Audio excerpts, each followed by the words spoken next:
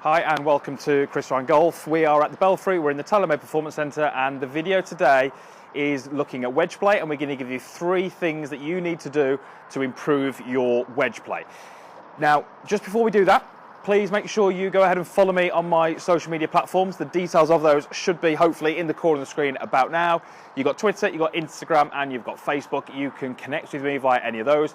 This year, I'm going to try and do a lot more content which comes from what you guys out there want or suggest. So if you've got a suggestion of a video you'd like me to do or anything you'd like me to explain, then please get in touch with me via one of those platforms, as I say, and hopefully you'll see your video up online in the not too distant future.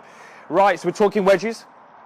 Are we talking about what you need to do to improve this part of your game? Now, here in the UK, it's the last day in 2015, actually. It's sort of New Year's Eve, and this time in this country certainly is a good time to start to work on, you know, your wedge game and get it sharp, ready for the season. When the season does come around, you want to hit the ground running, you want to be sharp, you want to be dialed in, you want to be making the most of this time in the winter to practice these areas of the game. So the first thing we're going to do in the wedges, and the key point here is understanding the difference in technique. So key point number 1 is realising what we do differently with a wedge to maybe what we do with a 7-iron or a driver. So we're not going to go too much into detail, but we're talking about the different body parts. So we're talking about my arms, we're talking about my torso, we're talking about my hips, and we're talking about the sequence of events in this downswing. Now, when we were to look, if we were to look at a full golf swing, hopefully you guys out there will realise or know that we start the downswing with the lower body, the legs, then it's more the torso, then it's the arms, and then it's the hands and the golf club. So we get this nice sequence of events,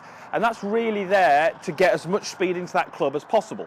Now, with these wedge shots that we're going to be playing over 50 yards, 60 yards, 70 yards, we don't necessarily need that much speed in the club head. So the movement of the hips, the torso, the arms, and the club is a lot more sort of connected together. We don't have this much of a separation. So certainly when you're hitting your little wedge shots, I want you to make sure or feel like the body is rotating very much at the same rate, okay?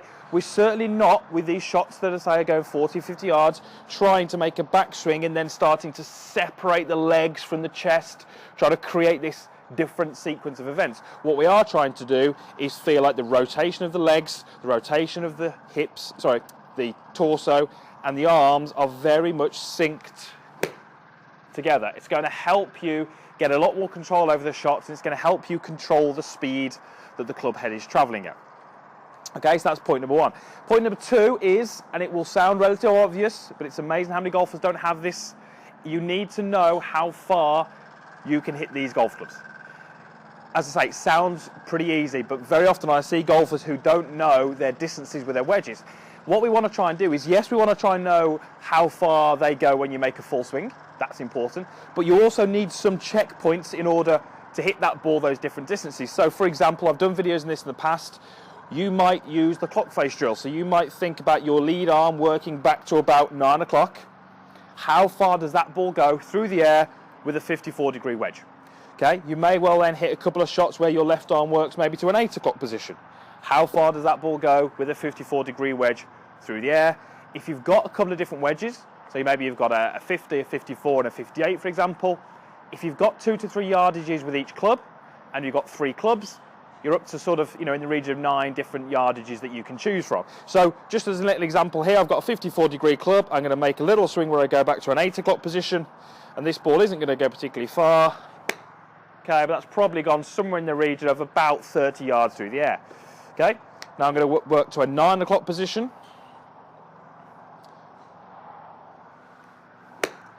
Okay, and as you can imagine, that's gone quite a bit further. That's probably gone in the region of 50 yards. Okay, so it's really important that you have these little bases to go from. Okay, as you get on the golf course, every shot you hit isn't going to fall directly into line with one of those. But if you can pick the closest option, so if you've got 50 yards to go, and let's say your 9 o'clock goes 60 yards, you've got to take a little bit off that. So maybe you could go down the hand a little bit, or you could potentially open the face a little bit, or you can do something to take that 10 yards off. So if you've got these little bases that you can work from, it's much easier to dial in those distances. And with the short game, with the wedges, it's really, really important that we can control the distance that the ball goes. That's one of the skills that golfers maybe don't spend enough time practicing. So point number 2 is make sure you know your distances.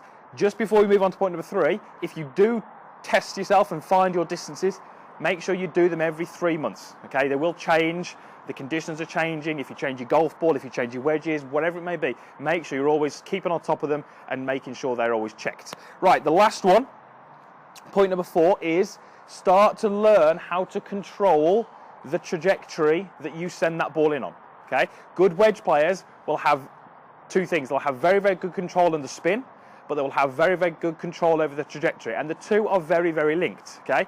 If you hit a shot which has got incredibly high spin, but it goes in very low, it's probably not going to come back on the green. It's going to stop pretty quick, but it's not going to spin back.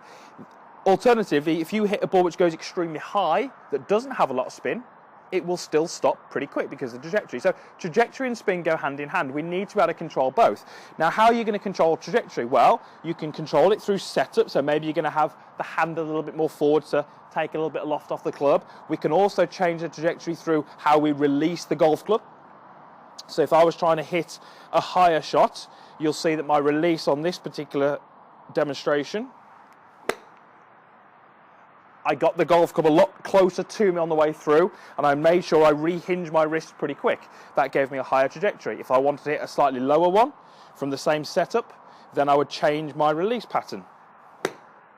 Okay, so you can see how I'm a lot wider on the way through. I haven't let the club overtake my hands as much. That gave me a much lower flight. So if we can control the distance, if we can understand there's a difference in technique, and we can start to control the trajectory, we should be in a position to be able to get to most of the shots, or so most of the flags that we will face out on the golf course. If it's tucked behind a bunker, we need to be able to have high spin, high flight.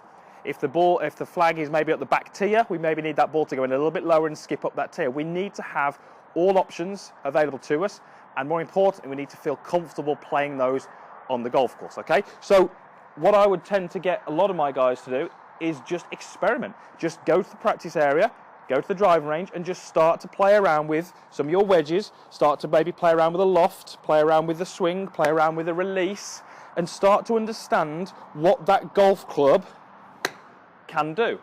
You can hit a huge amount of shots with one club, okay? By changing setup, by changing release, by changing lots of different things. These golf clubs are so versatile in your golf bag. You need to feel comfortable with them. You need to be able to flight them different heights, different spins.